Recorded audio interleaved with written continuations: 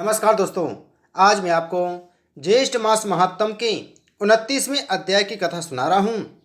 ऋषि लोग कहने लगे कि हे स्कंद जी, ज्येष्ठ मास में स्नान, दान और महात्म श्रवण तथा प्राण पूजन का फल विस्तार पूर्वक कहिए। स्कंद जी बोले कि हे ऋषियों, आप सब लोग ज्येष्ठ स्नान के फल का श्रवण करें, जिसके श्रवण मात्र से मनुष्य तीनों कायक, वाचक और मानसिक प्रकार के पापों से मुक्त हो जाता है।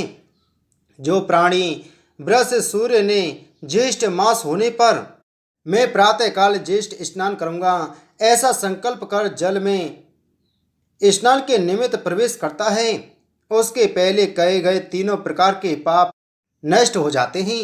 सूर्योदय के पूर्व ज्येष्ठ स्नान करना चाहिए। ज्येष्ठ मास में सूर्योदय से लेकर आधा पहर पर्यंत जहाँ कहीं भी जल में गंगा आदि सभी तीर्थ वास करते हैं, इसलिए सूर्योदय से लेकर आधा पहर के पूर्व स्नान कर लेना चाहिए।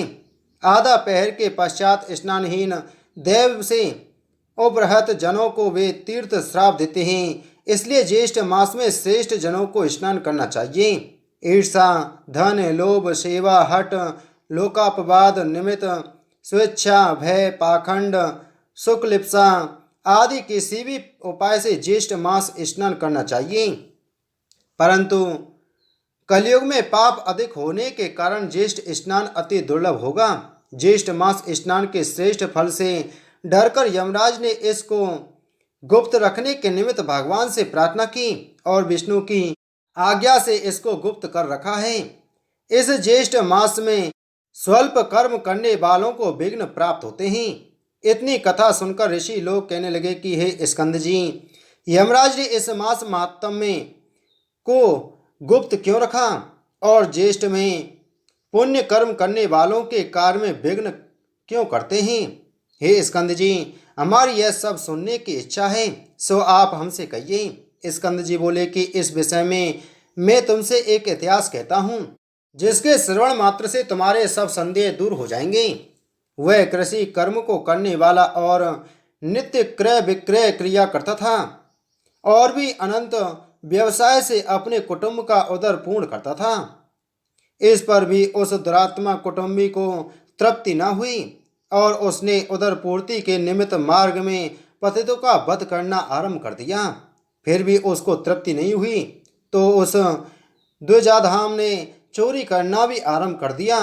इसी प्रकार वह नीच ब्राह्मण महेशमतीपुरी में रहता हुआ इस प्रकार के कर्म किया करता था।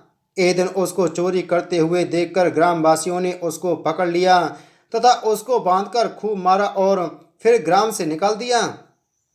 कुछ दिनों तक वह ग्राम के पास ही वन में जाकर रहने लगा और रात्रि को घर में आकर पुनः वन में चला जाता और वन में पशुओं का वध करके वह निर्दयी उनको खा जाता था।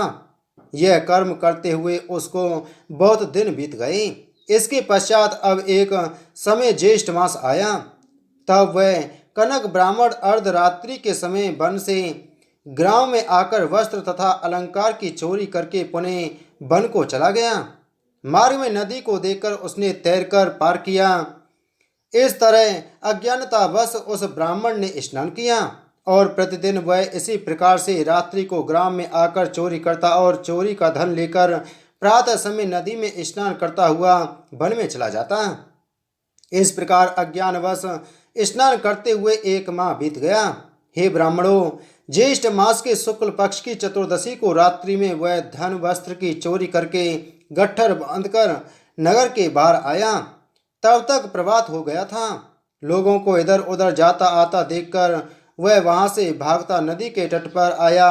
लोगों ने उसको देखकर लाठी और पत्थरों से खूब मारा, परंतु वह कनक उस चोरी के बोझ को सिर पर रखकर अगाध जल में पहुंचा और अधिक बोझ होने के कारण वह शिथिल होकर अगाध जल में डूबकर मर गया। उस कनक के लिए सूर्य के समान एक उस कनक को अगाध जल में डूबते हुए देखकर यह क्या हुआ कहते हुए सभी लोग विस्मित हो गए। उसी क्षण वह कनक ब्राह्मण उत्तम रूप को प्राप्त करके विमान के सहित दूतों को देखकर वह दिव्य पुरुष कहने लगा कि हे दूतों, यह विमान वैकुंठ से यहाँ किस पुण्य के प्रभाव से आया है? तब देवदूत बोले कि हे कनक, अज्ञात ज्येष्ठ मास के स्नान से यह दुर्लभ विमान आपके लिए आया है।